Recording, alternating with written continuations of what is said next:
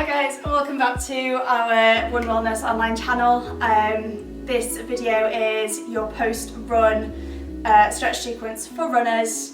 So it might be that you just got back from a run, or you're checking out this video to see what kind of stretches I talk through. But either way, I hope it's helpful for you. And if you've got any questions, then you can comment the questions below and I can get back to you, or you can reach out to me as well via the online hub. You can do this from your living room. You might want to have a yoga mat or just something comfortable to work from, because you do spend a bit of time on your knees, and obviously it can be quite uncomfortable if you're on a hard floor. So you won't need any shoes on, and you can start just in your socks. Okay, so starting first, I know that as soon as I get back from a run, without even doing it intentionally, I always end up sat on my living room floor and I'm thinking, right, I need to stretch. So if you're anything like me, you will already be in this position. So first of all, you're going to come into a hip adductor stretch. So it's also called half lotus in yoga. So if you bring, first of all, your right leg up onto your left leg. So it's almost like you're stacking it parallel, shin on shin. All right, that might be quite tough for you. Don't worry if your knee is up here, you're still gonna feel the benefits of the stretch. So from this position, you're really working on opening up into the hip and just cooling down. Obviously your calves might feel tight, the feet might be sore or tight, and it's a good opportunity as well if you do wanna just press into the feet. I always find that kind of helps. And then from here, you're going to start to lengthen through the spine and feel like there's a piece of string pulling your chest forwards. And now you're going to start to feel it in your right glute. So your hands can come out in front of you and just start to forward fold over your seated position. Okay, you don't need to walk far to feel the benefit, but just start to melt the heart down towards the mat, and you can relax the head and neck between the shoulders. Now that might feel quite intense on that right side, on the right glute and through the right hip. But just know that you can ease out the stretch at any point. Okay, walk the hands back in. You're going to take that same stretch on the opposite side. So just gently unhook the right and bring up the left. So yeah, our hip flexors can get very tight when we run, so it's important to stretch them out afterwards. Alright, once again, hands come out in front. Make sure as well you're leading with your heart, keeping your spine straight, and then walk the hands forward. You might find that you're getting deeper on one side than the other. And just be sure to keep breathing. It's when you exhale that you tell the body that it can move deeper into a stretch. If you're holding your breath, your muscles will remain tight. Okay, walk the hands back in, untuck the feet, and you're going to come into a downward facing dog. So this is a yoga posture that you might already know, but otherwise you are basically on your hands and your feet, and you're going to start with your hands about shoulder width and bending into the knees. You're going to lift the hips and send the bum into the sky. Okay, notice that I've got quite a generous bend in my knees to begin with, because I want to try and get my spine as straight as possible. Okay, you want to grip into the mat, spread the fingers wide, and then start to straighten the back of the legs. So you're really pressing into the heels. Once again, focus on that breath, that exhale breath. Finding that length through the hamstrings, through the back of the calves, and your Achilles. And if this is super intense, you can just tread the feet left and right, pedal them out. It's going to allow you a bit of movement. Okay, we're going to bring that left leg down now for half pigeon. So another yoga pose, but great for the hip flexors. So your left shin is going to come down diagonal on your mat, just by your wrists, and then shimmy your right leg back, and you can hover the knee down, untuck the toes. So make sure your hips stay nice and square to your yoga mat. And then if this is stretch enough for you, that's great. Otherwise, you can start to sink a little bit lower. So melting the heart down towards your yoga mat, maybe coming onto your forearms. And just breathe here. So It's a really restful posture, although it can feel super tough. You know that when you're here, you just got to be. You're just breathing and trying not to come out of the position. Okay, if you want to sink a bit lower, you can create a pillow with your forearms and just lightly rest your forehead down.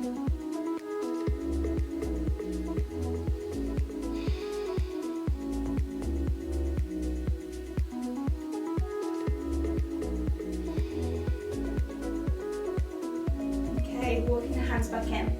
You want to come out of half pigeon pose as slowly as you went in. So just shimmy that foot back in, lifting through the hips and lightly step the left foot back. Coming back into your downward facing dog.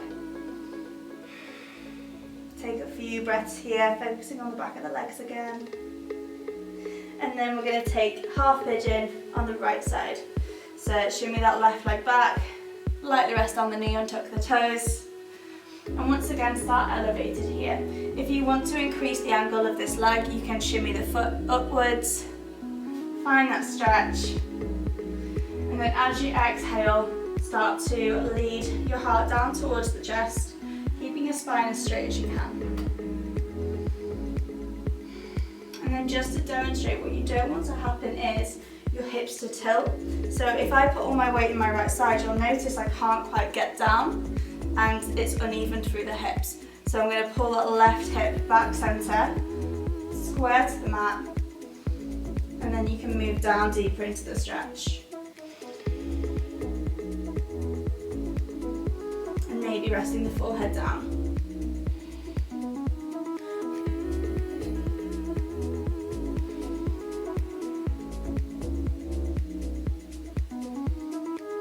Walking the hands back in again, supporting through the upper body.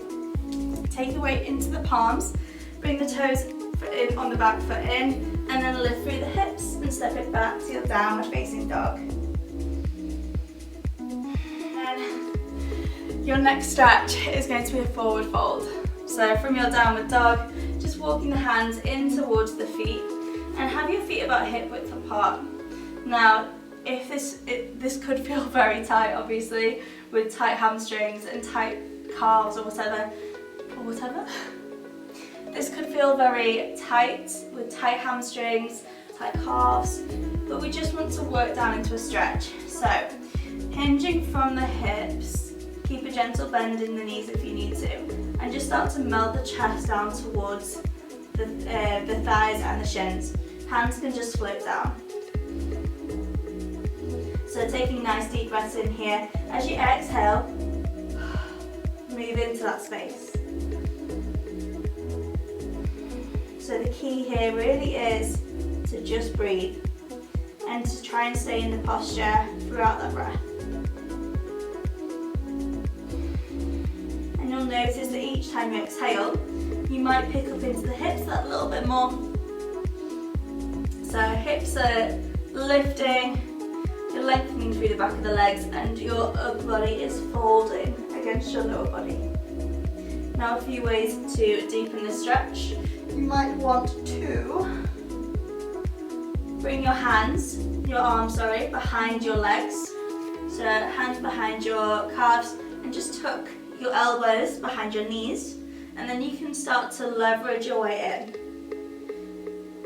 So very gently pulling in whilst you're simultaneously straightening into the legs. And that's one option. If you want to take the hands underneath the feet, just watch out for a watch or any jewellery. Just slot your hands underneath, bring your toes to the joint of your wrist, and then start to straighten the legs.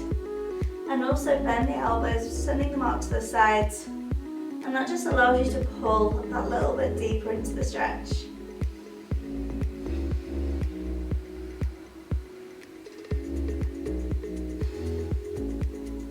And then if both of those are a little bit too much for you, you can come into ragdoll. So hooking your hands in between your shoulders, into your shoulders, and just allow the head and neck to hang between there. And this is just weighing your upper body down against your belly. Deepening that stretch.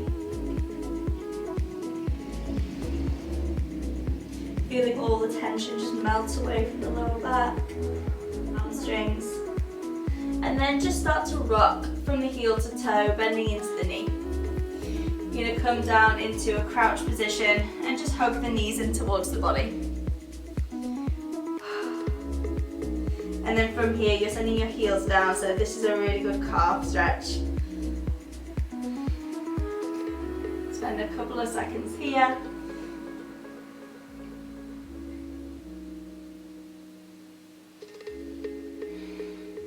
And then make your way down to seated. You have one last stretch here, so bringing the palms of the feet together and just coming into your butterfly stretch. So your knees, if they're high or if they're lower down towards the mat, don't worry. It's more about how it feels through your hips. So you can use your elbows to just lightly press into the knees, but you don't want to force a stretch. Just see how it feels. Okay, hands can just lace around the top of the feet or by the ankles. And just treat this super passive. You don't want to pull into a stretch. You just want to work into it. So just nice steady exhale breaths. Work past any tension into those hips.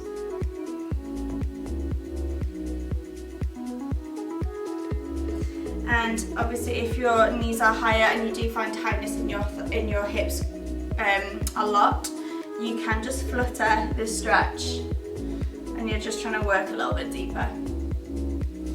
And you can also do it one side at a time. Just lightly press one side down, ease it back up, and then the other side, ease it down. But just finding a stretch through the hips. Okay, bring your legs into a cross-legged position and take it easy. Go and grab a protein shake, pint of water, loads of ice cubes, whatever your fix is after you've been for a run. I know it's really tempting to just, as I said, sit down on the carpet, on the floor when you get back from your run, or jump straight in the shower.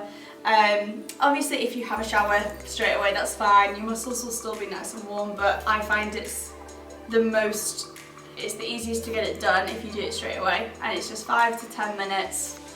5 minutes if you don't really enjoy doing it, 10 if you do. But you will certainly reap the benefits as a runner for taking that time after each run just to stretch off. So I hope this will help you fit that into your routine. And if you do have any questions, then please comment below or send me a message through our Facebook group on Warm Wellness or through Instagram. And yeah, I hope you enjoyed. Thank you so much.